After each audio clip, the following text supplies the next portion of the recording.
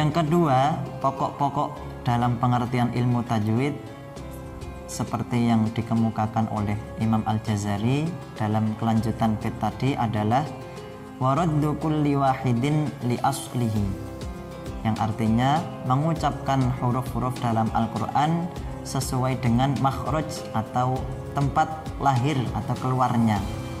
Semisal huruf ain, nah ini makhrajnya di tengah tenggorokan. Nah, sehingga jika ain ini dilafatkan atau dikeluarkan tidak dari tenggorokan, maka bacaan ain atau huruf ain ini tidak sempurna. Semisal kita ucapkan dari hidung bukan dari tenggorokan, maka tidak tepat. Seperti kita mengucapkan nga. Nah, ini tidak keluar dari tengah tenggorokan tapi dari hidung atau khayshum, pangkal hidung. Nah, itu pokok ilmu tajwid yang kedua.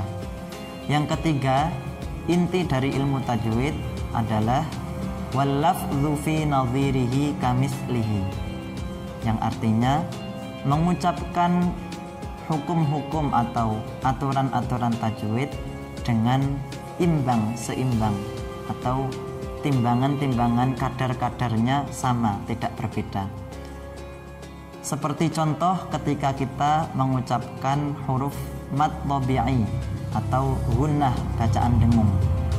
Mad tabi'i ini kadar panjangnya 1 alif, maka ketika kita mengucapkan mad tabi'i harus seimbang, tidak boleh yang satunya 2 detik, yang satunya 3 detik atau sampai melebihi 1 alif.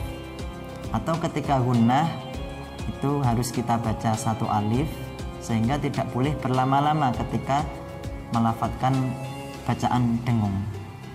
Seperti contoh kita melafadzkan atau membaca surah An-Nas. Nah, ini harus imbang semua bacaan-bacaan mad dan gunnah-gunnahnya. Ya, mari kita praktekkan bersama-sama surah An-Nas. Bismillahirrahmanirrahim. Nah, ini dalam kalimat bismillahi ini ada mad tabi'i. Lalu pada kalimat ar-rahmani ini ada mani, ada mad tabi'i juga, sehingga kadar mad tabi'i yang satu dengan yang lain harus imbang. Fi nadhirihi kamislihi. Tidak boleh yang satu lebih panjang. Tidak boleh bismillahirrahmanirrahim. Nah, ini kurang tepat. Itu seperti itu praktek melafadzkan hukum-hukum tajwid dengan seimbang, tidak ada yang beda. Lalu kita bersama-sama melafadzkan atau membaca ayat pertama surah An-Nas. Qul a'udzu birabbin nas, malikin nas, ilahin nas. Dalam kata a'udzu terdapat mad tabi'i. Lalu dalam kata an-nas ini terdapat mad arid lisukun atau mad yang baru ada karena sebab sukun. Nah, ini bisa dibaca 1, 2, dan 3 alif. Saya tadi dari awal membaca mad arid lisukun 2 alif, sehingga ayat-ayat selanjutnya juga harus dibaca 2 alif, tidak boleh jadi 1 alif atau 3 alif. Ini tidak imbang. Di Qul a'udzu birabbin nas, malikin nas. Tidak boleh Qul a'udzu birabbin nas, ini 1 alif, lalu malikin nas. Nah, ini kurang tepat karena tidak imbang antara yang satu dengan yang lain. Nah, itu salah satu contoh mempraktikkan hukum-hukum tajwid dengan seimbang. Pokok yang ketiga dalam pengertian ilmu tajwid adalah lanjutan bait tadi, mukammilan min ghairi ma takallufi bil lutfi fin nutqi bila ta'assufi, yang artinya dalam membaca Al-Quran agar bacaan kita sesuai ilmu tajwid, yakni huruf-huruf hijaiyah harus kita ucapkan dengan sempurna, tidak melewati batas-batasnya atau tidak dengan memberat-beratkan. Nah, contohnya ya dengan normal-normal saja ketika melafadzkan huruf-huruf hijaiyah.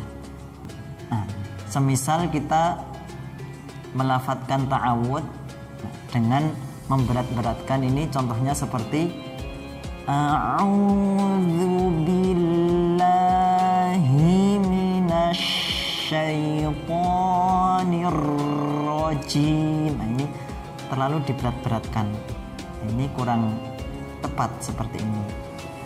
Selanjutnya, inti dari pengertian tajwid yang keempat adalah mengucapkan huruf-huruf Al-Quran secara halus, tidak meringankan, ya, seperti tadi dengan normal-normal saja, seperti umumnya murattal atau bacaan yang fasih, ya. A'udzu billahi minasyaitonir rajim. Nah, ini dilafadzkan dengan halus, tidak diberat-beratkan, juga tidak diremehkan atau dientengkan.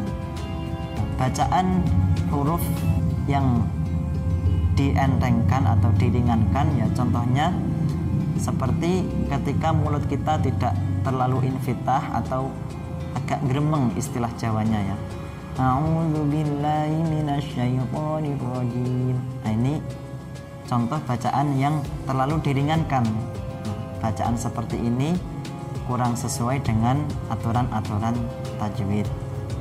Teman-teman semua, seperti itu tadi pengertian atau definisi dari tartil dan tajwid.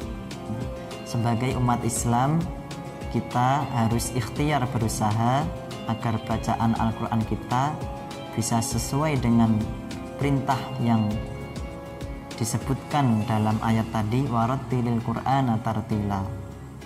Sehingga kita harus ikhtiar agar bacaan kita sesuai dengan ilmu tajwid dan sesuai dengan ilmu tajwid dan bacaan kita masuk dalam kategori tartil. Semoga kita dimudahkan oleh Allah untuk mempelajari ilmu yang berhubungan dengan Al-Quran, sehingga kita bisa membaca Al-Quran sesuai dengan perintah Allah, yakni sesuai dengan aturan ilmu tajwid. Demikian pertemuan kali ini. Insya Allah pada pertemuan selanjutnya kita akan membahas seputar sifat-sifat huruf hijaiyah, karena ini sangat penting dalam ilmu tajwid. Semoga bermanfaat untuk teman-teman semua. Wabillahi taufik wal hidayah. Wassalamualaikum warahmatullahi wabarakatuh.